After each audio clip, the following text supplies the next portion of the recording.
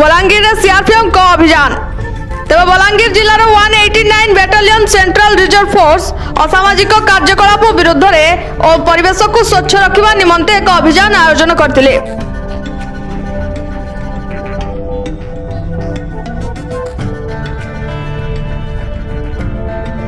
तेज यह अभियान में कमांडो श्री पवन कुमार तिवारी 189 बैटालियन निर्देशना assistant commando Shri Om Prakash Yadav 189 battalion assistant commando Shri Lakhindar Singh Shri Vijay Kumar फिलिमसन और जवान माने जोग देथिले।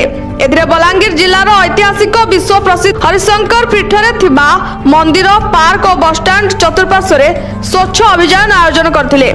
तेबे ଏହି ଆୟୋଜନରେ କମାଣ୍ଡୋ ଶ୍ରୀ ଓମ ପ୍ରକାଶ ଯାଦବ ଜନସାଧାରଣଙ୍କୁ ସମ୍ବୋଧିତ କରି କହିଥିଲେ ଆମ ଦେଶକୁ ପରିଷ୍କାର ଏବଂ ସବୁଜ ସୁନ୍ଦର କରିବାକୁ ପଡ଼ିବ ତଥା ଆମ ଆଗାମୀ ପିଢ଼ିକୁ ଏକ ସୁସ୍ଥ ଏବଂ ସୁନ୍ଦର ଭାରତ ଦେବାକୁ ପଡ଼ିବ।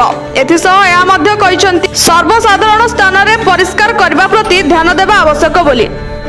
ଏହି ଅବସରରେ ଗାଁ ନନ୍ଦୁପଳାର ହରିଶଙ୍କର ମନ୍ଦିର କମିଟି ସଦସ୍ୟ ଓ ଆଖପାଖ ଅଞ୍ଚଳର ଅନ୍ୟମାନେ ଉପସ୍ଥିତ ଥିଲେ।